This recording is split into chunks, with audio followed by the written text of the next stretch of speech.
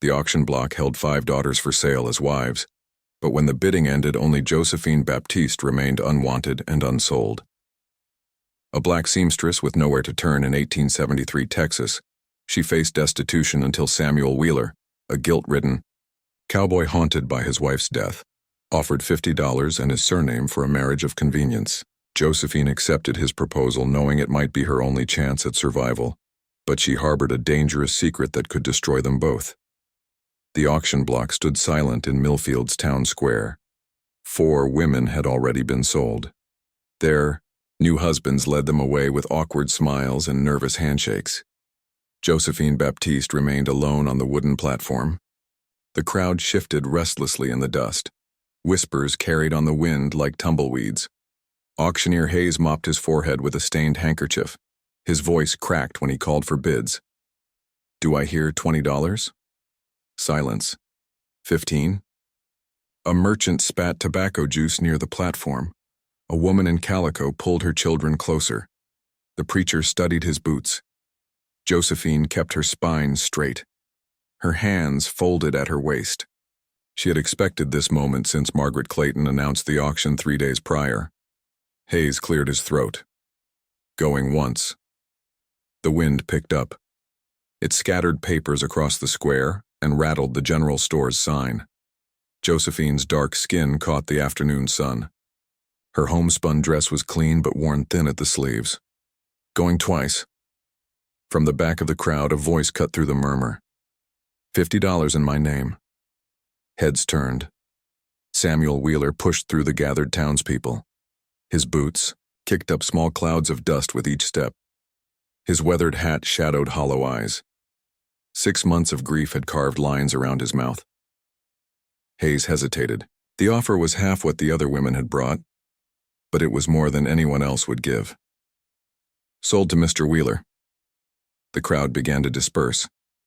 Josephine stepped down from the platform. Samuel approached with measured steps. His spurs clinked softly against the hard pan earth. They walked toward his wagon without speaking. The silence stretched between them like a taut rope. Josephine's worn boots matched his pace across the dusty street. When they reached the wagon, she turned to face him.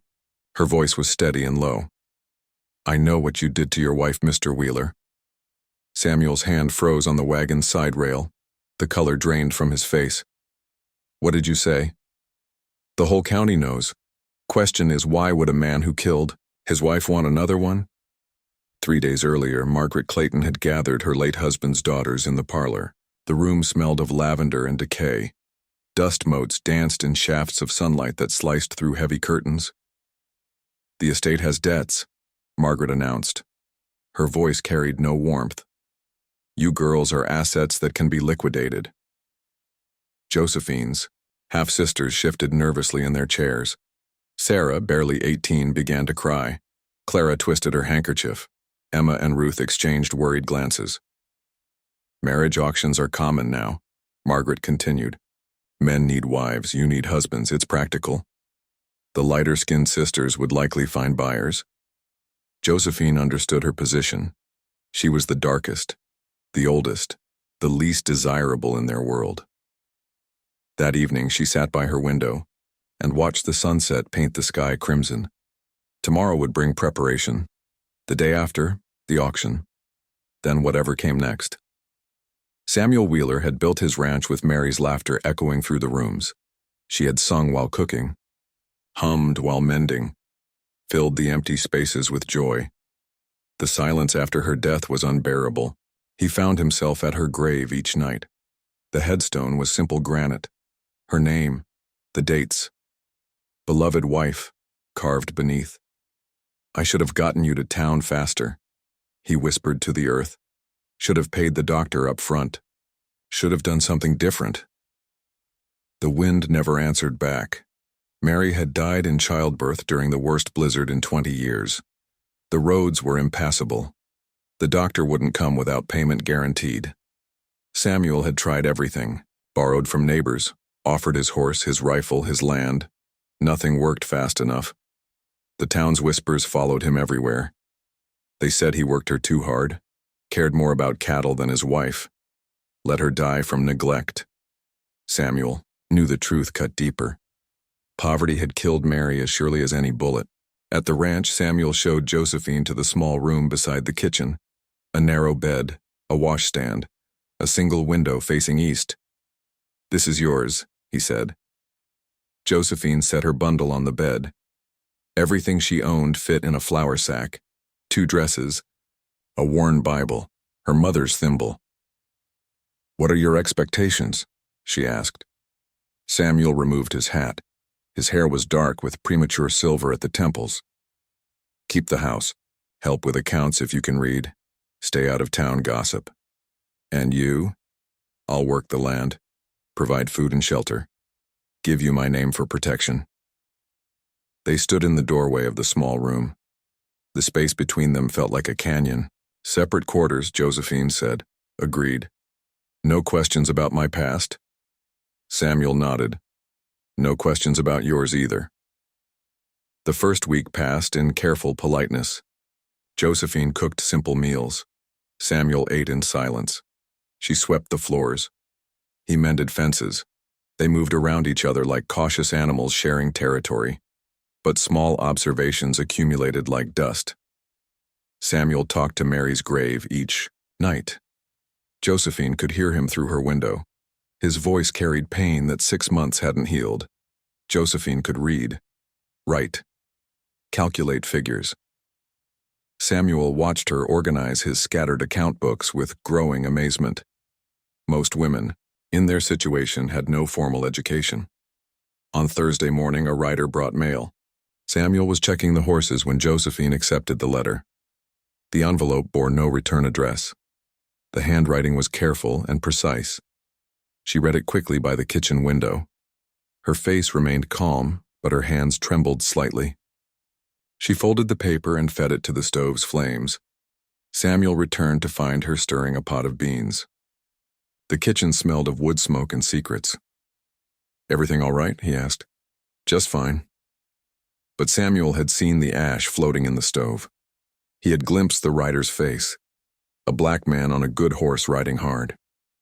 That night he lay in his bed and listened to Josephine moving quietly in the next room. She was awake, restless.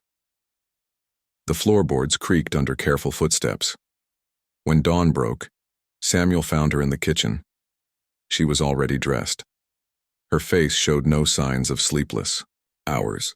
"Coffee's ready," she said. Samuel poured a cup and studied her face. Josephine met his gaze steadily. Whatever she was hiding, she would not surrender it easily. "We both have secrets," he said finally. Josephine's hands stilled on the dish rag. "Some secrets keep people alive, Mr. Wheeler. And some get them killed." She turned back to the washing. Samuel finished his coffee and headed for the door, but her words followed him into the morning air. Some secrets were worth dying for. Josephine's hands moved across the ledger pages like water finding its course. Samuel's scattered accounts became neat columns. Debts sorted from credits. Chaos transformed into order. She found $17 missing from the cattle sale. A feed supplier overcharging by $3 weekly. The bank charging interest on a loan already paid. "How did you know?" Samuel asked, watching her work. "Numbers don't lie. People do."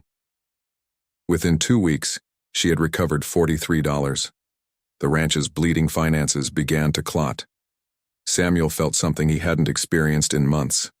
Hope, but pride warred with gratitude. His purchased wife was saving what he couldn't. The general store fell silent when they entered together. Mrs. Henderson clutched her purse tighter. Tom Bradley muttered something about uppity folk. Children stared from behind their mothers' skirts. Samuel's jaw tightened. "You got something to say, Bradley?" "Just wondering about your new arrangement." "Wonder quietly." Samuel's hand rested on Josephine's elbow as they walked to the counter. The gesture was small, protective. It sent ripples through the watching crowd. At home, Josephine tended a cut on Samuel's hand without being asked. He had torn it on barbed wire while mending fence. She cleaned the wound with careful precision. Her touch was gentle but impersonal. "Thank you," he said. She wrapped the bandage snugly. Infection kills more ranchers than drought. Their eyes met briefly. Something passed between them like heat lightning on a distant horizon. Josephine began her search carefully. Discreet questions at the market, casual conversations with other women. She learned that Clara's husband had taken her to work a mining claim. Emma's man mentioned cattle drives. Sarah and Ruth had simply vanished with their buyers. No one had addresses. No one asked questions. The auctioneer Hayes ran a feed store on Main Street. When Josephine inquired about her sisters, his face went pale. His hands shook as he weighed her grain. "Can't say I remember much about that day," he stammered. 4 women, all young, all my family. Lots of marriages lately. Hard to keep track. Hayes's nervous laughter died in his throat. Josephine paid for her grain and left. But she felt his eyes following her down the street. Samuel noticed her restlessness. She moved through evening chores with distracted efficiency. Her gaze turned often toward the horizon. At night, she stood by her window long after the lamps were extinguished. He followed her one evening. Josephine walked to the old oak behind the house and waited. A figure emerged from the shadows. An elderly black man with silver hair and careful eyes. They spoke in low voices. Samuel couldn't hear words, but their body language suggested conspiracy. Maps changed hands. The man pointed toward distant hills. Samuel retreated before they noticed him. But sleep eluded him that night. The confrontation came at breakfast. Samuel set down his coffee cup harder than necessary. "Time we talked about your nighttime meetings." Josephine's hand stilled on her plate. "I don't know what you mean." "The man by the oak tree, the maps, the secrets." She studied his face for a long moment. The morning light revealed the lines around his eyes, the weight he carried. "You want truth?" she asked. "I want to know what I married into." Josephine rose from the table. She walked to the kitchen window and gazed at the distant mountains. When she spoke, her voice was steady. "I'm searching for my sisters, not just wondering where they went, hunting them." Samuel waited. "There's a network, people helping people find lost family. The war scattered everyone. Auction blocks scattered more." She turned to face him. "I can read because abolitionists taught me. They trained me to help others navigate legal systems, find stolen relatives, trace missing loved ones." "And the man by the oak?" "Reverend Thomas. He coordinates searches across 3 counties." Samuel absorbed this information. "That's why you stayed behind at the auction." "I chose to be last, chose to investigate while my sisters were taken." The admission hung between them like smoke. Josephine had sacrificed her own escape to play detective. "What kind of danger does this bring to my ranch?" "The kind that follows justice." Samuel poured fresh coffee. His movements were deliberate. When he spoke, his voice was quiet. "Mary didn't die from childbirth complications." Josephine waited. "She died because I was too poor to get proper help fast enough. The doctor wouldn't come without guaranteed payment. The midwife was drunk. I had to choose between buying medicine and buying time." He stared into his coffee cup. "I chose wrong. The town blames you for working her too hard. The town needs someone to blame. Easier than admitting poverty kills people every day." They sat in the growing silence, both carrying guilt, both understanding the weight of impossible choices. "I'll help you find your sisters," Samuel said finally. "This isn't your fight. It is now." Their partnership shifted that morning. Shared purpose replaced wary cooperation. They began planning together. Josephine's network contacts, Samuel's knowledge of remote locations.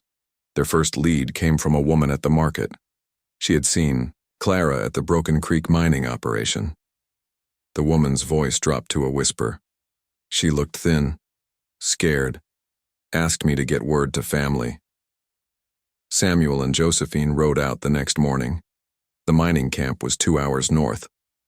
Abandoned buildings dotted the landscape like broken teeth. They found fresh wheel tracks, recent horse droppings, signs of hasty departure. Someone warned them, Samuel said. A voice came from behind them. Heard you folks have been asking questions. Sheriff Morrison stepped from behind a ruined shack. His badge caught the sunlight. His smile was cold as winter wind. Just looking. For my sisters, Josephine said carefully. Funny thing about looking, sometimes you find more than you bargained for. Morrison's hand rested on his gun belt. Not threatening, just present. These mining operations move around, he continued. Hard to track, dangerous to try. Samuel's muscles tensed. We're not causing trouble, Sheriff. Course not, just offering friendly advice. Some stones are better left unturned. The sheriff mounted his horse. Before riding away, he tipped his hat to Josephine. Mrs. Wheeler, give my regards to that preacher friend of yours. They watched him disappear over the ridge. The wind picked up, scattering dust across the abandoned camp. He knows about Reverend Thomas, Josephine said. He knows about everything. Samuel helped her into the wagon. As they rode home, both understood their search had shifted from investigation to something more dangerous. They were no longer just looking for missing women. They were being hunted themselves. Sheriff Morrison appeared at their door 3 days later. His knock was polite, his smile practiced. He removed his hat when Josephine answered. Morning, Mrs. Wheeler.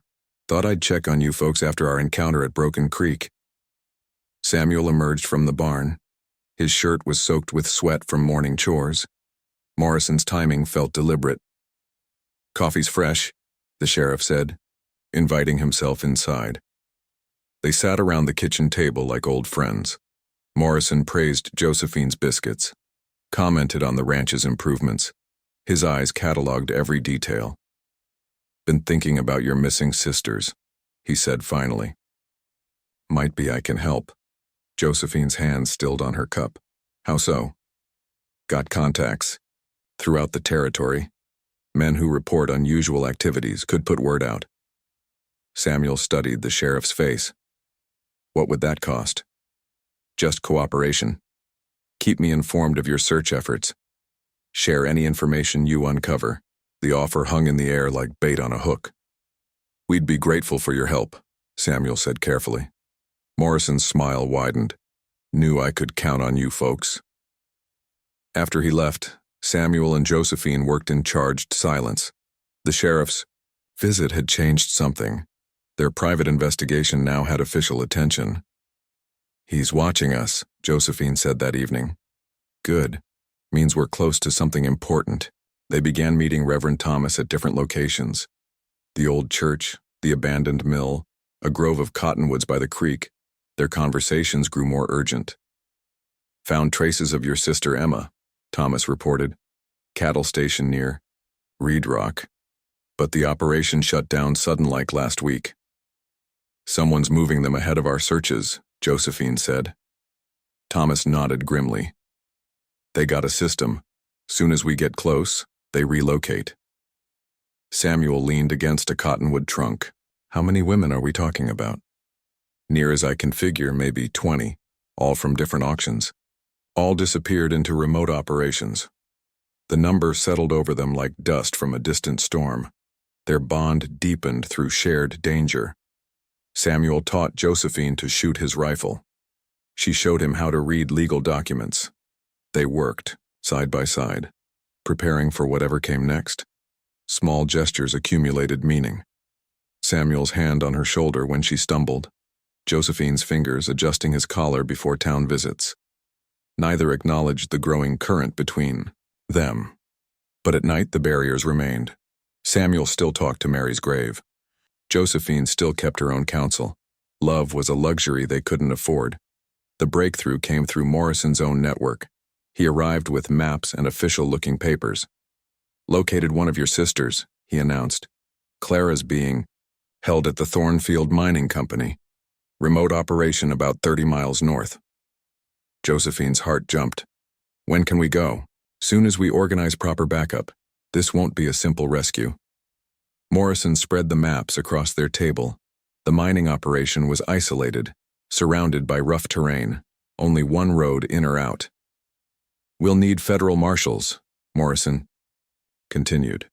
This crosses county lines, involves interstate commerce. Samuel studied the terrain. How long to arrange backup?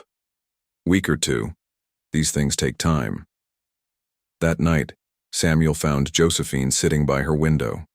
Moonlight silvered her profile. Her hands twisted a letter in her lap. "What are you thinking?" he asked. "That 2 weeks might be too long." She handed him the letter. It was from another sister, Ruth. The handwriting was shaky, desperate.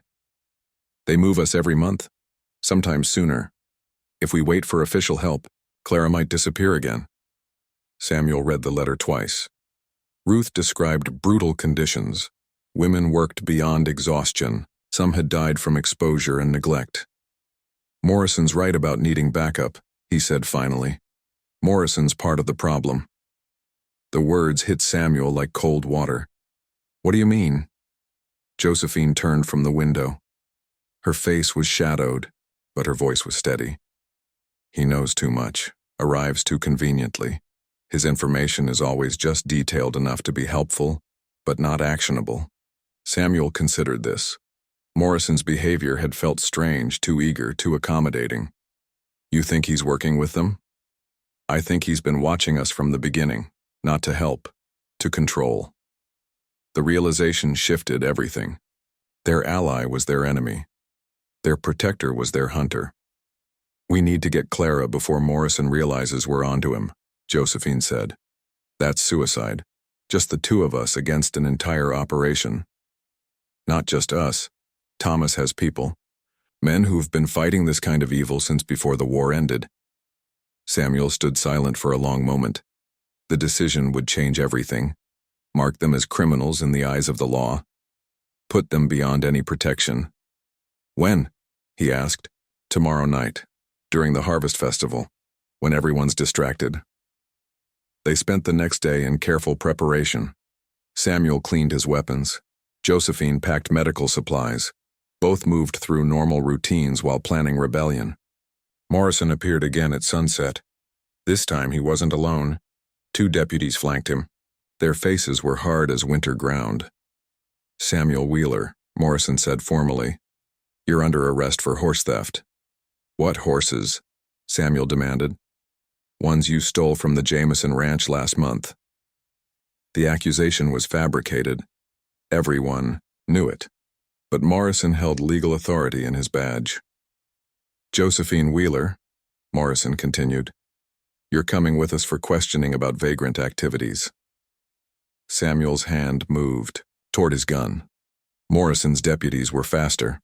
3 barrels pointed at his chest. "Don't make this harder than necessary," Morrison said. They bound Samuel's hands with rough rope, loaded him into a wagon like cargo. Josephine tried to follow, but Morrison blocked her path. "You'll be staying in town tonight, under supervision." "What kind of supervision?" Morrison's smile was cold as January wind. "The protective kind." As the wagon carried Samuel toward town, Josephine stood alone, in their yard. The Harvest Festival's distant music drifted on the evening air, people celebrating while her world collapsed. Morrison's deputies would watch her through the night. Samuel would rot in jail on false charges. Clara would disappear deeper into the wilderness. But Josephine had survived auction blocks and arranged marriages. She had built networks and gathered intelligence. She had learned that sometimes the only justice came from those brave enough to take it.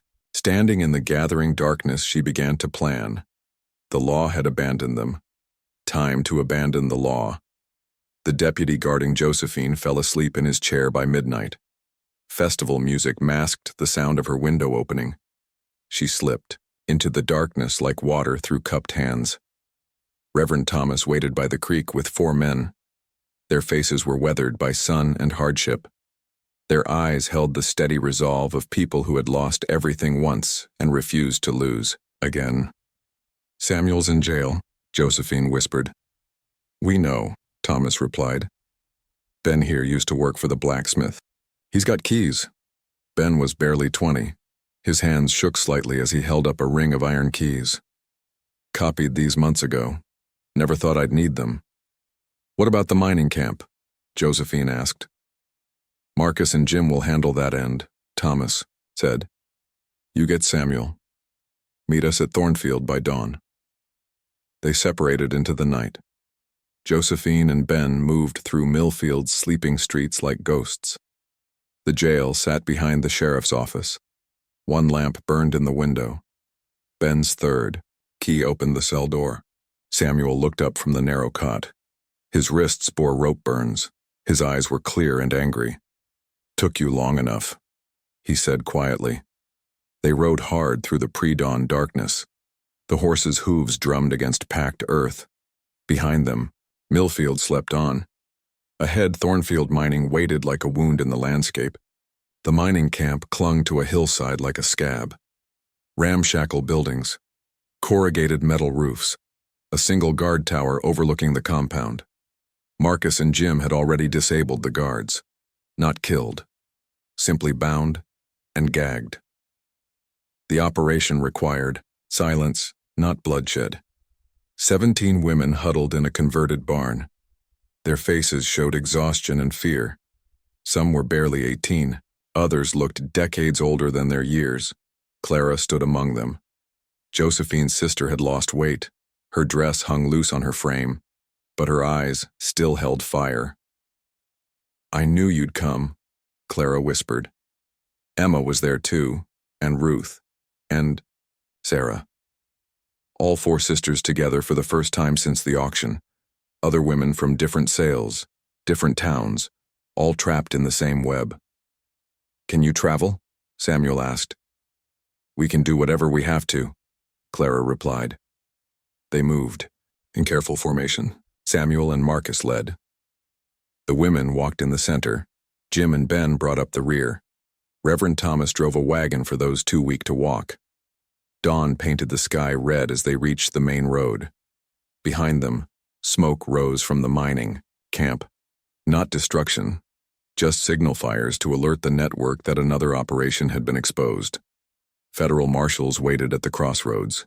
Josephine had contacted them weeks earlier through Thomas's network. The evidence was overwhelming. Documents, witness testimony, a paper trail leading back to Morrison and Hayes. The marshals arrested Hayes at his feed store. Morrison had vanished during the night, but his deputies talked quickly when faced with federal charges. The conspiracy unraveled like cheap rope. Town officials, mining bosses, cattle barons, a network of men profiting from human misery in the chaos after the war. Samuel and Josephine returned to their ranch as the harvest festival ended. The house sat empty and quiet. Dust covered the kitchen table. Their coffee cups still sat where they'd left them. Feels different, Samuel said. Everything's different. Clara and the other sisters stayed for 2 weeks. They helped repair what had been damaged, shared stories, planned futures. The ranch became a temporary haven for women finding their footing and freedom. But gradually they scattered to new lives. Clara went to California with a group heading for the goldfields. Emma married a widower in the next county. Ruth and Sarah decided to try teaching school back east. Samuel and Josephine remained. Their marriage of convenience had become something deeper, built on shared danger, mutual respect, the knowledge that they could trust each other when everything else failed. 3 weeks after the rescue, Josephine found the telegram while washing Samuel's clothes. It was tucked in his shirt pocket, brief and unsigned. Debt paid. A friend. She held the paper for a long time. Morrison's body had been found in a ravine 2 days after his disappearance. Officially, he died in a riding accident. Unofficially, everyone knew someone had settled accounts. That evening, Josephine watched Samuel teaching her youngest rescued sister to ride. The girl had decided to stay on the ranch. She laughed as the horse trotted in circles. Samuel's face showed more joy than she'd seen since Mary's death. He was humming, a tune she didn't recognize. His shoulders had lost their burden of grief. His step was lighter, his sleep undisturbed by nightmares. Josephine walked to the stove and fed the telegram to the flames. The paper curled and blackened. The secret dissolved into ash and smoke. Some truths were too dangerous to carry, others too necessary to abandon. Samuel came inside as the sun set. He washed his hands at the basin, sat down for supper, asked about her day in the casual tone of a man with nothing to hide. Emma sent another letter, Josephine said. She's happy with her new husband. Good to hear. They ate in comfortable silence, the kind shared by people who understood each other's shadows, who had chosen love with full knowledge of its costs. Later, as Josephine prepared for bed, she looked out her window at Mary's grave. Samuel wasn't there. For the first time since his wife's death, he hadn't made his nightly visit. He was moving forward, building something new on the foundation of what he'd lost. In the morning, she would ask him to expand the house, add rooms for the women who would inevitably find their way to them. Their ranch could become a station, a safe place, a beginning instead of an ending. But tonight she stood at her window and whispered words meant for no one's ears. Some sins deserve better men than saints. She walked toward the kitchen where Samuel sat reading by lamplight. The floorboards creaked under her feet. He looked up and smiled. She smiled back. Outside, the wind carried away secrets like autumn leaves. Inside, two people who had purchased each other's names discovered they had chosen something worth keeping. Love built on necessary darkness. Trust forged in moral compromise. A marriage that began with mutual need and grew into mutual choice. Josephine called his name with perfect tenderness. And that is all to the story for now. Please let me know where you are tuning in from. Perhaps we will create a story there. Consider liking this video and subscribing to our channel. And if you enjoy our content, click this video on your screen. I promise you it's worth watching. See you tomorrow.